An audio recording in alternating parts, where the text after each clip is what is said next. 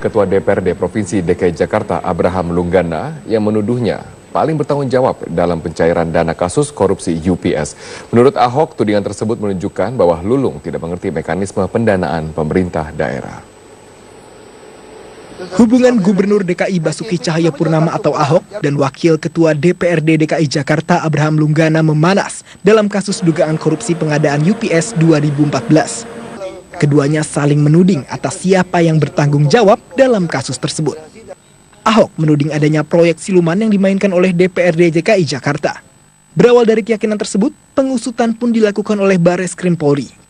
Pada Maret 2015, Bareskrim pun menetapkan 2 tersangka yakni mantan PPK Alex Usman dan PPK pengadaan UPS Suku Dinas Pendidikan Zainal Soleman.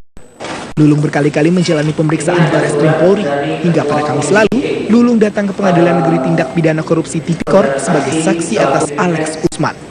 Dirinya kembali menyeret nama Ahok sebagai orang yang paling bertanggung jawab dalam kasus UPS. Itu UPS itu 50 unit. 1 unit itu tanda tangannya Gubernur SP2D-nya. Masa 50 unit dia kagak tahu? Lucu nggak? Lucu, makanya udahlah, harus berani semuanya. Gubernur DKI Basuki Cahayapurnama menanggapi santai tudingan Lulung bahwa ia pihak yang bertanggung jawab dalam pencairan dana untuk UPS. Menurut Ahok, tudingan yang diungkap Lulung ketika menjadi saksi di Pengadilan Tindak Pidana Korupsi adalah bukti bahwa Lulung tidak mengerti mekanisme pendanaan pemerintah daerah. Ahok menambahkan bahwa yang berwenang menandatangani surat pencairan dana Pemprov DKI adalah sekretaris daerah, bukan gubernur. Untuk kelanjutan kasus korupsi dana UPS ini, Ahok pun siap dipanggil Pengadilan Tipikor sebagai saksi. Lu dengerin, ya kan? Orangnya kagak ngerti kok, yang dia argumen dia juga kagak ngerti. Dia ngomong saya yang tanda tangan, makanya Lulung tuh kasihan gitu loh. Jadi DPRD gitu lama, dia nggak ngerti gitu loh. Yang pegang tanda tangan uang semua sekda. Kita gubernur tuh nggak bisa tanda tangan, jadi secara pemerintahan kita menunjuk sekda yang menanganin semua uang keluar BPKAD, bukan saya. Jadi Pak Sekda terlibat juga, Pak? Saya nggak tahu sekda terlibat atau tidak. Apakah Lasro, mantan Kepala Dinas Pendidikan, terlibat atau tidak. Nanti dalam persidangan kan bisa kelihatan. Saat ini proses pendalaman kasus UPS masih dilakukan. Kasus ini diduga membuat negara mengalami kerugian hingga 81,4 miliar rupiah. Tim Liputan Metro TV. Meresmikan Masjid Fathahilah di lingkungan Balai Kota DKI Jakarta. Masjid tersebut dapat menampung 1.500 jamaah. Masjid 2 lantai tersebut sebenarnya diharapkan selesai ketika Jokowi masih menjabat Gubernur DKI Jakarta. Namun akhirnya baru dapat diresmikan di masa Gubernur Basuki Cahayapurnama. Dalam peresmian masjid tersebut, Presiden Jokowi didampingi Menteri Agama Lukman Hakim Saifuddin. Dengan adanya masjid yang memadai, diharapkan pegawai Balai Kota lebih mengamalkan ajaran agama dan mengimplementasikannya pada pekerjaan melayani masyarakat. Selain meresmikan Masjid Fathahilah, Ahok juga mengundang Presiden Jokowi untuk meresmikan Masjid Raya Jakarta yang sedang dibangun di wilayah Daan Mogot, Jakarta Barat.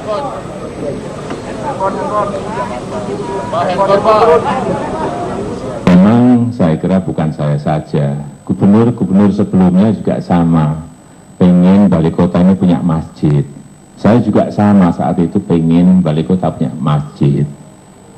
Tetapi nyatanya sampai waktu saya habis jadi gubernur, tidak ketemu tempatnya di mana. Mana yang harus dirombak. Dan alhamdulillah akhirnya di bawah gubernur Bapak Basuki Cahayapurnama, Pak Ahok, masjid ini bisa diwujudkan dan jadi.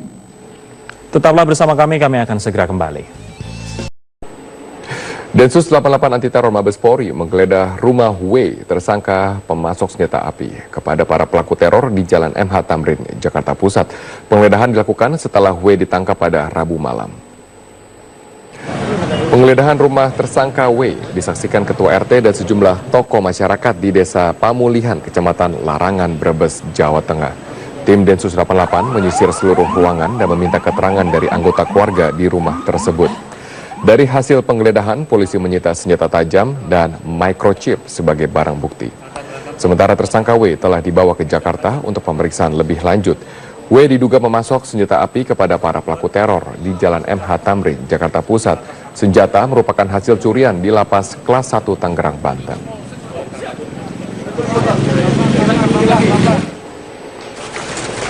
Pimpinan daerah yang notabene itu memanggil melakukan pengawasan Keras mengejar seorang bandar narkoba berinisial E saat akan menangkapnya di desa Tanjung Baru, Kecamatan Bukit Kemuning, Kabupaten Lampung Utara.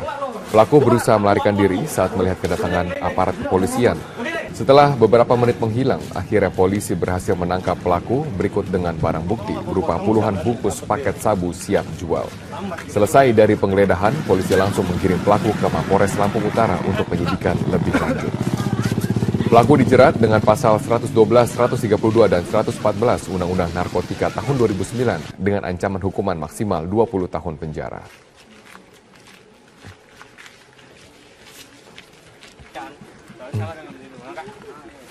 Sabu merupakan jenis narkoba yang sangat adiktif dan sangat berbahaya bagi kesehatan. Zat ini secara sistematis merusak kesehatan para penggunanya, menyebabkan berbagai kerusakan organ hingga kematian.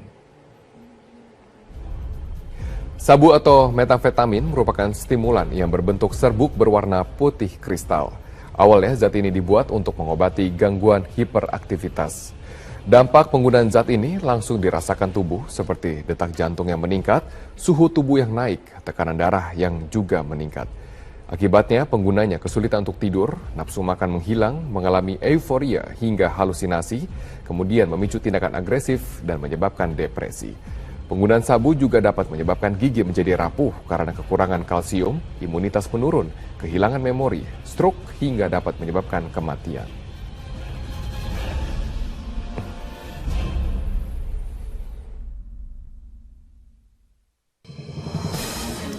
Pemirsa, Kepala BNN Komjen Pol Budi Waseso menyebut jaringan Pakistan merupakan pemasok sabu-sabu yang digerebek di sebuah gudang di Jepara. Kita akan bergabung bersama dengan rekan kami Rahel Marimbuna yang akan melaporkan secara langsung dari Jepara, Jawa Tengah. Ya Rahel, apa saja temuan BNN dari penggerebekan di Jepara ini?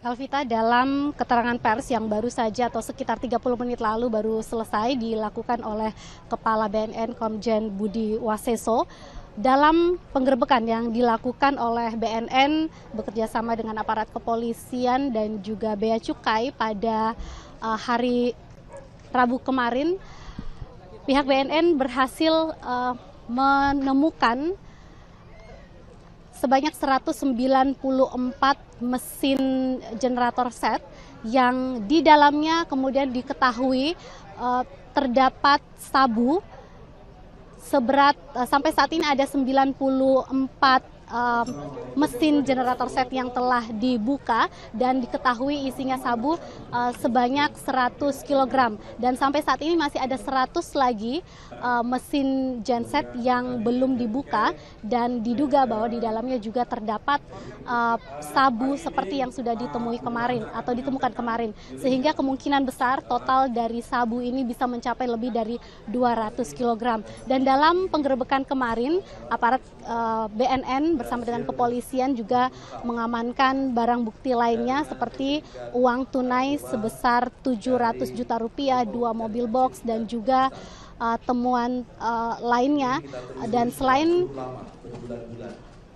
mesin genset sebanyak 194, diduga modus lain yang digunakan oleh pengedar atau pemasok dari sabu-sabu ini yaitu dengan kamuflase mengirimkan sebanyak 270 lebih dos.